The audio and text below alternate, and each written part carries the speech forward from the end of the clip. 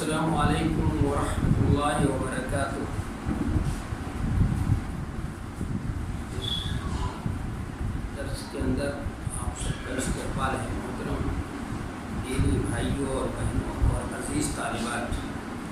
بسم اللہ الرحمن الرحیم وبہ نستعین۔ ہم لوگ کتاب الایمان کا 10ویں باب سے متعلق ہی الگ باب اس کی حیثیت ایک فصل کی تھی وہ پڑھ رہے تھے، اور اس میں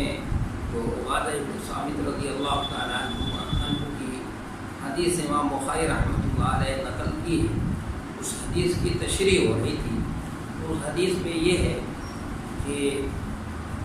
اللہ کے رسول صلی اللہ علیہ وسلم نے فرمایا وَمَنْ أَصَابَ مِنْ ذَلِكَ شَيْئًا فَعُوقِبَ فِي الدُّنْيَا فَهُوَ كَفَّارَةٌ لَهُ، کہ جس شخص کو یعنی کسی شخص نے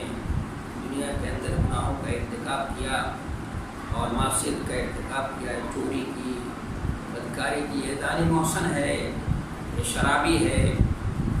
یا چوری کی ہے، اس کا ہاتھ کاٹ دیا گیا، دانی محسن ہے، اسے رجم کر دی گئی، اور شرابی ہے، اس کو کوڑے لگا دیے گئے، تو کیا یہ فوق کفارت اللہ حدیث کے الفاظ سے تو یہ معلوم ہوتا ہے کہ یہ حد اس کے اوپر جاری کر دی جائے گی، یہ تعزیراتی قانون اس کے اوپر نافذ کر دیا جائے گا، تو وہ قانون جو ہے یہ اس کے لیے کفارہ ہو جائے گا۔ بیان کیا تھا یہ مختلفی مسئلہ ہے، اس میں اختلاف ہے۔ امام شافعی رحمۃ اللہ علیہ کی رائے یہ نہیں ہے کہ وہ اس کے لیے کفارہ ہوگا، لیکن ہمارے بہت سے علماء نے توقف کیا ہے، اور امام ابو حنیفہ رحمۃ اللہ علیہ فرماتے ہیں کہ نہیں، صرف حدود کے نافذ کرنا ہی کفارہ نہیں ہوگا، کیونکہ حدود تو نافذ اس لیے کی جاتی ہیں کہ زجر اور اس کے لیے نظم اور سسٹم کو قائم کرنے کے لیے حدود نافذ کر دی جائیں گی، ٹھیک ہے، اور وہ حد نافذ کر دی گئی، لیکن اس کے ساتھ ساتھ توبہ بھی ضروری ہے۔ توبہ کرے گا تو اللہ تبارک و تعالیٰ کو اس کے گناہ سے اس کے نام کتاب زندگی سے اس گناہ کو مٹائے گا، اس کے لیے توبہ ضروری ہے، وہ شرط قرار دیتے ہیں، ضروری قرار دیتے ہیں۔ تو امام شافعی رحمۃ اللہ علیہ کی جو دلیل ہے یہی عبادہ بن صامت رضی اللہ تعالیٰ عنہ کی روایت ہے، وہ اس سے استدلال کرتے ہیں، اور جن لوگوں نے توقف اختیار کیا ہے وہ لوگ حضرت ابو ہریرہ رضی اللہ تعالیٰ عنہ کی اس روایت سے استدلال کرتے ہیں جس کو امام حاکم نے اپنے مستدرک کے اندر کیا گیا ہے، نقل کیا ہے، کہ اس کے الفاظ یوں تھے کہ ان نبی صلی اللہ علیہ وسلم قال لا ادری الحدود کفارۃ لأہلها ام لا۔ یہ حاکم نے مستدرک کے اندر یہ روایت نقل کی ہے کہ آپ صلی اللہ علیہ وسلم سے پوچھا گیا تو آپ نے فرمایا کہ معلوم نہیں ہے یہ حدود کفارہ ہے، اس کے لیے یہ نہیں ہے۔ تو شفافی یہ کہتے ہیں کہ یہ حدیث منسوخ ہے، اور ناسخ کون ہے؟ یہ حضرت عبادہ بن صامت رضی اللہ تعالیٰ عنہ کی روایت یہ ناسخ ہے، تو اس پر اعتراض ہوا تھا کہ ناسخ کیسے ہو گئی، تو بیع عقبہ کی اس سے متعلق یہ حدیث ہے، بیع عقبہ کے موقع پر، اور بیع عقبہ جو ہے دونوں عقبہ دونوں کے دونوں مکہ کے اندر، اور حضرت ابوبکر صدیق حضرت ابو ہریرہ جو ایمان لے آئے ہیں وہ غزوہ خیبر کے موقع پر سن 7 ہجری میں ہے کہ یہ حدیث بات کی ہے، تو جو منسوخ ہے وہ بات کی ہے اور ناسخ ہے وہ پہلے کی ہے، تو اس کا اعتراض کا جواب بھی انہوں نے یہ شوافی کی طرف سے دیا گیا تھا، وہ ہدایت میں درج کیا تھا، لیکن وہ احناف بھی ابھی اس پر اعتراض کریں گے۔ احناف کے کیا دلائل ہیں؟ وہ کہتے ہیں کہ صرف وہ کافی نہیں ہے، کفارہ جو ہے وہ سزا ہی کفارہ نہیں ہے، بلکہ اس کے لیے توبہ بھی ضروری ہے۔ تو احناف ایک دلیل قرآن میں اللہ تبارک و تعالیٰ نے جو یہ فرمایا ہے قرآن کے اندر، چوری کرنے والے اور چوری کرنے والی وہ تو سزا بتائی ہے اللہ تعالیٰ نے کہ السارق والسارقۃ فاقطعوا أيديهما جزاء بما كسبا نکالا من اللہ واللہ عزیز حکیم. اس کے بعد ہے فمن تاب من بعد ظلمہ. توبہ کا الگ سے تذکرہ ہے. فمن تاب من بعد ظلمہ الگ سے تذکرہ ہے. اس سے یہ بات سمجھ میں آتی ہے کہ چوری کرنے والا ہو یا چوری کرنے والی خاتون ہو کوئی بھی، اور اس کے بعد اس کو سزا دی جائے گی تاکہ دوسروں کے لیے عبرت بن جائے. وہ زجر اس کے لیے ہے. تو اس کے بعد الگ سے توبہ کا تذکرہ کرنا، اس سے یہ بات سمجھ میں آتی ہے کہ توبہ جو ہے وہ ضروری ہے. اس کے کفارے کے لیے توبہ ضروری ہے. پھر دوسری دلیل وہ دیتے ہیں کہ کبیر ہے مخدومیہ خاتون تھی، اس نے فاطمہ اس کا نام تھا، اس نے چوری کر لی اور ثابت ہو گئی اس کا ہاتھ کٹا گیا. تذکرہ کرنے کا، اس کے ہاتھ کے کٹنے کا تذکرہ الگ ہے اور توبہ کا تذکرہ الگ ہے. اسی حدیث کے اندر اس کے ہاتھ کے کٹنے کا تذکرہ بھی ہے اور توبہ کا تذکرہ الگ سے ہے. اور پھر حضرت معید اور غامدیہ کا جو واقعہ ہے کہ ان کو سزا دی گئی، تو جو رجم کی سزا دی گئی ہے تو ان کے خون کا چھینٹا کسی کے کپڑے پر پڑ جائے گی. صاحب کس بدنصیب کے خون کا چھینٹا میرے وہ پڑ گیا. آپ صلی اللہ علیہ وسلم نے فرمایا کہ اس کو بدنصیب کہہ رہے ہو، اس نے ایسی توبہ کی ہے صدق دل سے کہ اگر پورے مدینے والوں پر اس توبہ کو تقسیم کر دیا جائے تو سب کے لیے کافی ہوگا. بڑی صدق دل سے. اور ایسے موقع پر پھر فرمایا آپ نے جو کسی کو پر حد جاری کر دی گئی اور اس پہ جو ہے تو لوگ برا بھلا کہہ رہے تھے، تو آپ نے فرمایا لا تعین علیہ شیطان، اس کے خلاف شیطان کو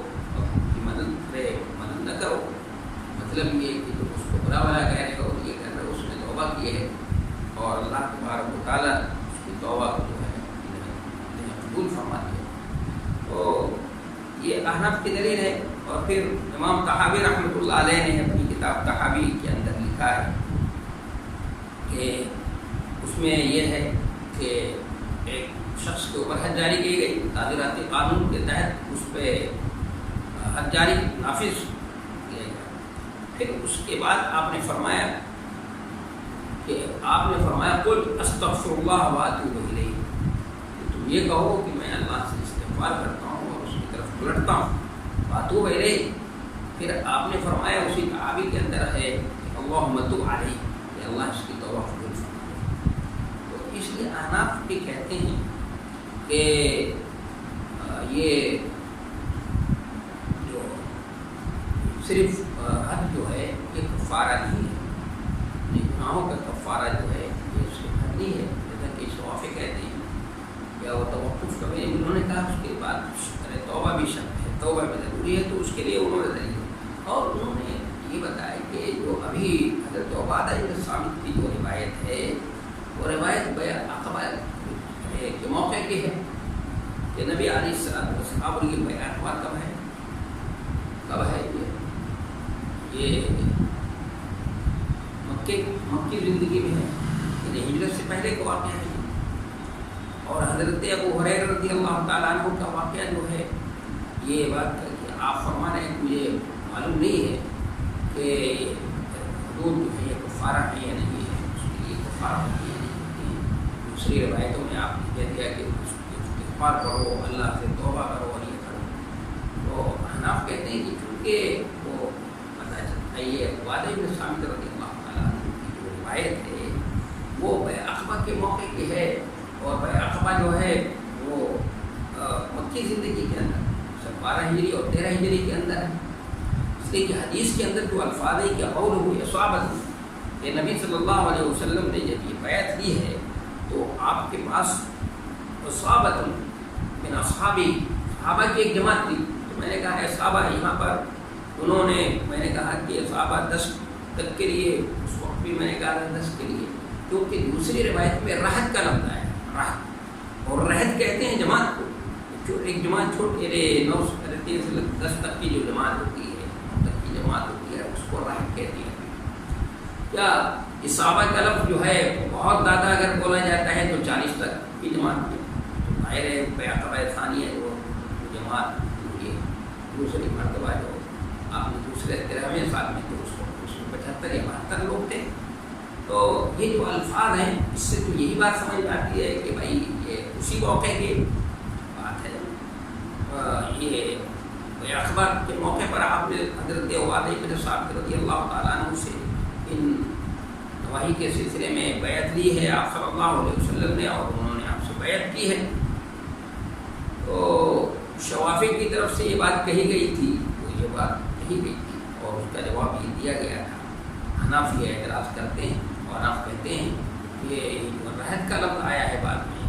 اور پھر ایسا والا لفظ ہے اس سے تو اسی کا بات ہوتی ہے کہ یہ صلح حدیبیہ کے بعد نہیں، یا حضرت ابوبکر صدیق حضرت ابو ہریرہ کے آنے کے بعد کا واقعہ نہیں ہے، بلکہ یہ اسی مکی زندگی کے ہجرت سے پہلے کا واقعہ ہے. اس لیے اس کو ناسخ اور منسوخ ماننا جو ہے یہ کسی طرح سے صحیح نہیں ہے. اس لیے احناف اپنے استدلال میں یہ سب باتیں کہتے ہیں. تو اس پہلو سے دیکھا جائے تو احناف کی بات سمجھ میں آتی ہے، لیکن چونکہ معلوم ہے کہ بیعت کوئی 1-2 مرتبہ نہیں ہوئی ہے اور شوافی نے جو یہ بات کہی ہے کہ یہ جو بیعت آپ صلی اللہ علیہ وسلم نے کی ہے جس سے عورتوں سے کہ ہجرت کے بعد یعنی صلح حدیبیہ کے بعد یہ نازل سورہ ممتحنہ نازل ہوئی کہ اس میں اللہ تبارک و تعالیٰ نے فرمایا تھا کہ یا ایھا النبی اذا جاءک المؤمنات یبایعنک کہ عورتیں آئیں آپ سے بیعت کرنا چاہیں تو آپ ان سے بیعت کریں. تو عورتوں سے بھی بیعت کی تھی اور اس موقع پر آپ نے دوسرے لوگوں مردوں سے بھی بیعت کی ہے. تو یہ ظاہر ہے کہ یہ بیعت تو صلح حدیبیہ کے بعد کی ہے اور اس وقت یہ ہے جب حضرت ابو ہریرہ جو ہے آ چکے ہیں اور بیعت ایک ہی مرتبہ نہیں ہوئی ہے اور بلکہ اس میں فتح مکہ کے بعد کی بیعت کا بھی ذکر ہے، تذکرہ ہے. تو یہ فتح مکہ ظاہر ہے کہ سن 8 ہجری میں جیسے کہ میں نے اس کو تطبیق کی شکل میں بتایا تھا. یہ سب چیزیں دیکھتے ہیں تو احناف کی بات جو ہے وہ سمجھ میں آتی ہے. ارے شوافی کی بات سمجھ میں آتی ہے کہ یہ حدود جو ہے یہ صرف حدود کی کفارہ ہو جاتی ہے کیونکہ یہ وضاحت موجود ہے کہ حدود جو ہے حدود نافذ کر دی جائیں گی تو وہ کیا ہیں؟ حدود کفارہ ہیں. حدود کو کفارہ قرار دیا ہے نبی صلی اللہ علیہ وسلم نے. اس لیے شوافی کی بات جو ہے وہ زیادہ سمجھ میں آتی ہے. شوافی کی بات سمجھ میں آتی ہے یہ کہ کفارہ حدود اس کے لیے. اور یہ جو اعتراض ہے اس میں راحت کا یا مساوات کا لفظ ہے یہ کوئی ایسی بات اپنی یہ بات نہیں ہے. لیکن شوافی کی بات ہی جو ہے وہ استوار تر اور مضبوط تر ہوتی ہے کہ وہ کفار ہو جاتی ہے. ٹھیک ہے وہ توبہ کر لے گا اس ارے اللہ سے صدق دل سے توبہ کر لے گا تو اللہ تبارک و تعالیٰ اس کے گناہوں کو کیا کر دے گا. اللہ تبارک و تعالیٰ اس کے گناہوں کو اس کے کتاب زندگی سے کھل دے گا. لیکن وہ حدود جو ہے دنیا کے اندر حدود جو نافذ کر دی جاتی ہے، تعزیرات قانون جو نافذ کر دیا جاتا ہے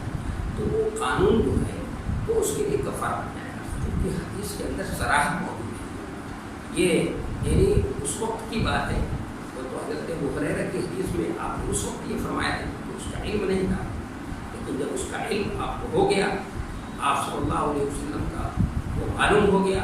کہ بھائی وہ کفارہ ہے تو آپ صلی اللہ علیہ وسلم حضرت عبادہ بن صامت رضی اللہ تعالیٰ عنہ کی حدیث میں اس کی وضاحت فرمائی. اس لیے یہ شوافی کی بات جو ہے وہ اس کو بات کر معلوم ہوتی ہے. اس سے بیعت تو بار بار ہوئی ہے اور بے شمار مرتبہ حضرت عبادہ بن صامت سے کہ بایعنا رسول اللہ صلی اللہ علیہ وسلم علی السمع والطاعۃ فی العسر والیسر والمنشۃ والمکرہ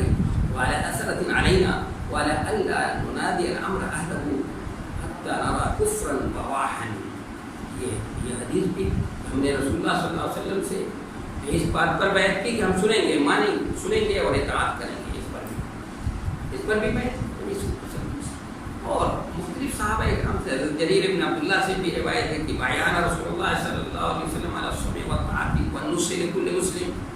ہم نے رسول اللہ صلی اللہ علیہ وسلم سے بیعت کی، معاہدہ کیا کہ ہم سنیں گے اور مانیں گے اور ہر مسلمان کے ساتھ ہمدردی اور خیر خواہی کا معاملہ کریں گے۔ تو بیعت ہے آپ صلی اللہ علیہ وسلم کبھی آپ سے آتا تھا تو آپ صلی اللہ علیہ وسلم اس سے معاہدہ لیتے تھے اور اجتماعی آپ نے بیعت دی ہے، جو حضرت عبادہ بن ثابت رضی اللہ تعالیٰ عنہ کی روایت میں سے معلوم۔ اس لیے حدیث کے اندر چونکہ اس کی وضاحت موجود ہے، صراحت موجود ہے کہ وہ حدود کفارہ ہیں، اس لیے میں سمجھتا ہوں کہ شفافیت کی بات یہاں پر زیادہ استوار تر معلوم ہوتی ہے۔ تو اب اس حدیث سے عملی زندگی میں اللہ کے رسول صلی اللہ علیہ وسلم نے فرمایا کہ ومن اصاب من ذلك شيئا ثم ستره الله، پھر کہ اللہ کے رسول صلی اللہ علیہ وسلم جو کوئی گناہ میں سے کسی گناہ کا ارتکاب کرے پھر اللہ تعالیٰ اس پر پردہ ڈال دے اور کوئی نہ جانے، تو وہ اللہ کے حوالے اگر چاہے تو اللہ اس کو معاف کر دے اور اگر چاہے تو اس کو عذاب دے۔ جب ہم نے ان باتوں پر آپ سے بیان کر لی تو یہ حدیث پڑھ لی ہم نے، لیکن اس حدیث سے ہماری عملی زندگی کے اندر کیا فائدہ؟ یعنی آج موجودہ دور میں ہم اپنی عملی زندگی کے اندر اس سے کیا فائدہ اٹھا سکتے ہیں، کیا فائدہ حاصل کر سکتے ہیں؟ اور اس سے پہلے ضرورت اس کی ہے کہ یہ بھی بتا دیا ہے، کیونکہ یہ ضروری ہے ترجمۃ الباب تو فصل کی حیثیت تھی اس کی، لیکن یہ بھی سوال ذہن میں ہے کہ اس کی بھی وضاحت ہو جائے پہلے تو زیادہ بہتر ہے ان فوائد سے پہلے کہ مناسبت کا سوال ہے کہ اس حدیث کا کتاب الایمان سے کیا تھا؟ یہ سوال کر سکتا ہے کہ اس حدیث کا کتاب الایمان سے کیا تھا؟ تو اس کا جو دو جواب ہے۔ میرا جواب، اس حدیث میں نواہی کا ذکر ہے کہ یہ کام نہیں کرنا ہے، اور نواہی سے بچنا بھی ایمان ہے۔ جیسے اوامر پر عمل کرنا ایمان ہے، اسی طرح نواہی سے بچنا بھی کیا ہے؟ یہ بھی ایمان ہے۔ اس لیے اس پہلو سے دیکھا جائے، غور کیا جائے تو اس حدیث کا ترجمۃ الباب سے بہت گہرا تعلق ہے۔ دوسرا جواب یہ ہے کہ جو لوگ معتزلہ وغیرہ یہ کہتے ہیں، یعنی خوارج کہتے ہیں، معتزلہ بھی کہتے ہیں، خوارج یہ کہتے ہیں کہ گناہ کبیرہ کا ارتکاب کرنے والا خارج ایمان سے خارج ہوتا ہے، کافر ہو جاتا ہے۔ معتزلہ کہتے ہیں کہ منزلۃ بین المنزلتین ہوتا ہے اور مخلد فی النار ہوگا، اس سے ان کی تردید ہو رہی ہے، اس حدیث سے ان کی تردید ہو رہی ہے اور ثابت ہو رہا ہے کہ مرتکب کبیرہ ایمان سے خارج نہیں ہوتا ہے۔ اس لیے تو کہا گیا کہ اس کے لیے سزا جو ہے حدود اس پر نافذ کر دی گئی، تو یہ حدود اس کے لیے کیا ہو جائیں گی؟ وہ اس کے لیے کفارہ ہے۔ اس لیے یہ تو اس حدیث کا ترجمۃ الباب سے کتاب الایمان سے اس طرح سے لگا ہوا ہے۔ حدیث کا جو ہے کتاب الایمان سے تعلق ہے، اس طرح سوچا جائے اس پہلو سے دو جواب جو ہے اس کا دیا جا سکتا۔ اب سوال ہمارے سامنے یہ ہے کہ اس حدیث سے عملی زندگی میں ہم کیا فائدہ اٹھا سکتے ہیں؟ تو سب سے پہلا بڑا فائدہ ابھی کیونکہ شفافے کی بات تھی اس کو واٹر مان ہوتی ہے، کیونکہ حدیث میں وہ راحت موجود ہے،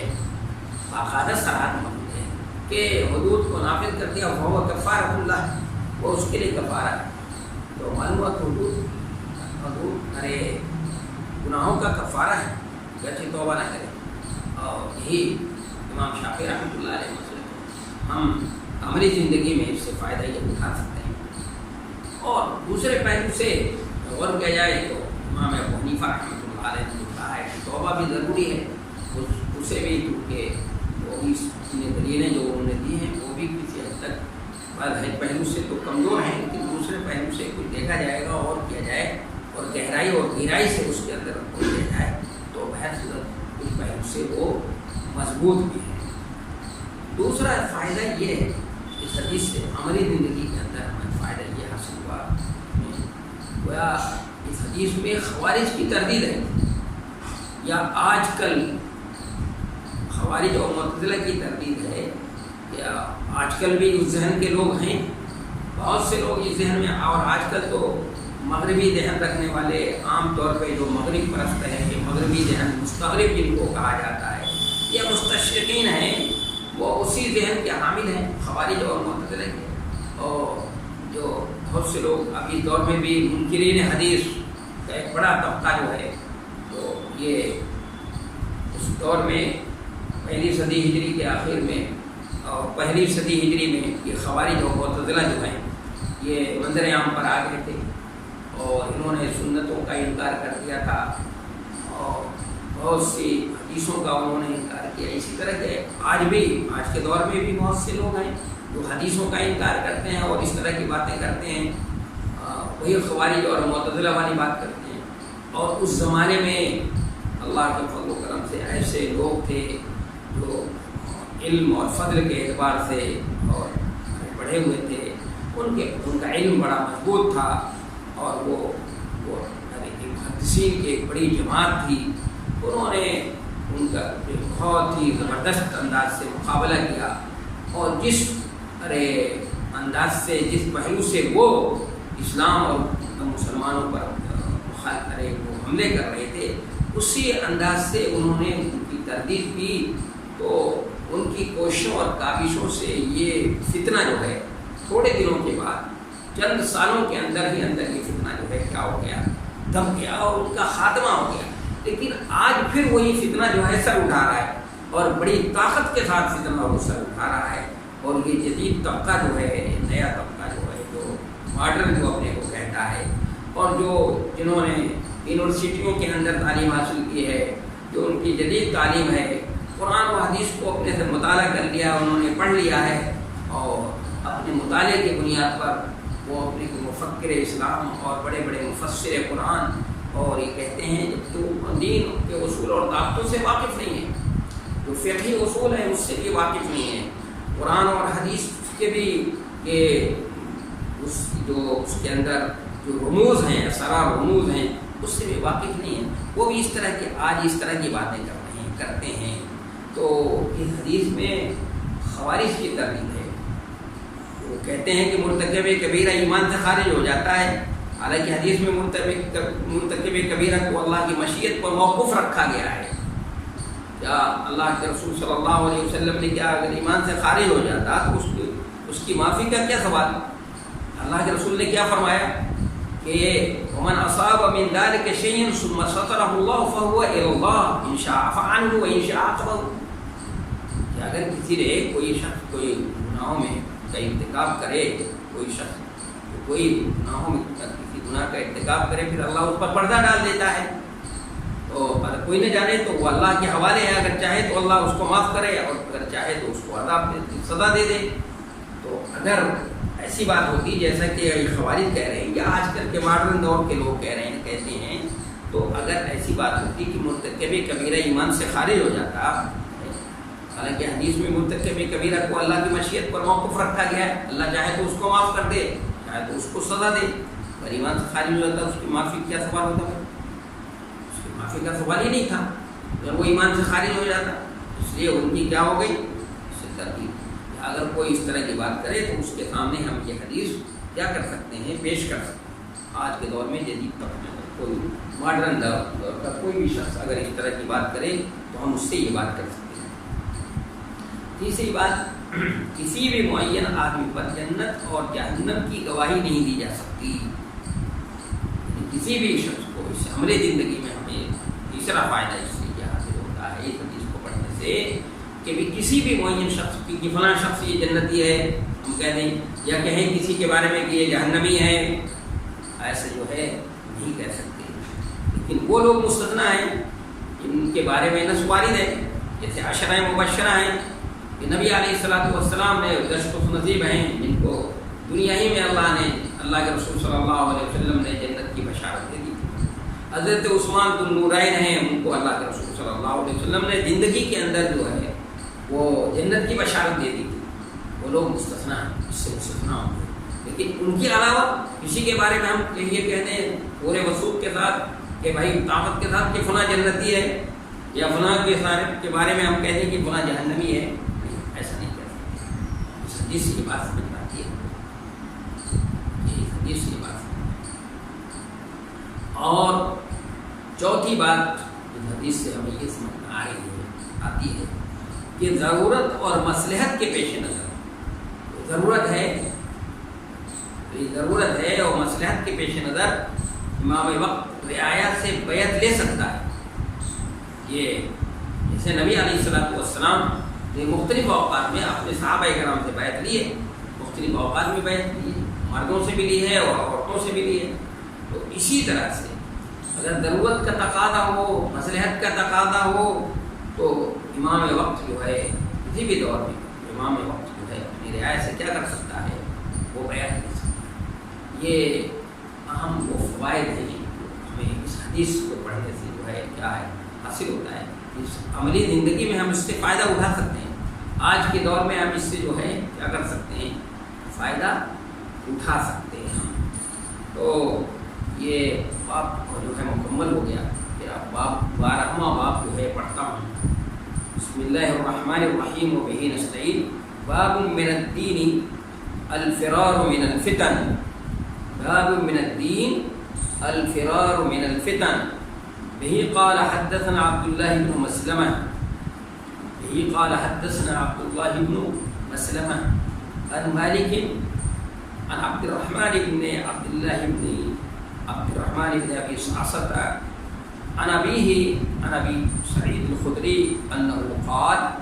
قال رسول الله صلى الله عليه وسلم يوشك أن يكون خير مال المسلم غنم يتبع بها يتبع بها شعف الجبال، دونوں طرح سے پڑھ سکتے ہیں، یتبع اور یتبع آپ سمیت سے بھی اس کو جو ہے پڑھ سکتے ہیں۔ یتبع بها شعف الجبال ومواقع القطر يفر بدينه من الفتن او كما قال صلى الله عليه وسلم۔ باب من الدين الفرار من الفتن، باب من الدین الفرار من الفتن، باب فتنوں سے بچنے کے لیے، فتنوں سے بچنے کے لیے بھاگنا دین میں داخل ہے۔ ترجمہ پہلے کرتے ہیں، فتنوں سے بچنے کے لیے بھاگنا دین میں داخل ہے۔ تو بہی قال حدثنا عبد الله بن مسلمة عن مالك عن عبد الرحمن بن عبد الرحمن بن أبي صعصة عن أبيه عن أبي سعيد الخدري أنه قال قال رسول الله صلى الله عليه وسلم يوشك أن يكون خير مال المسلم غنم يتبع بها شعف الجبال وموالق القطر يفر بدينه من الفتن۔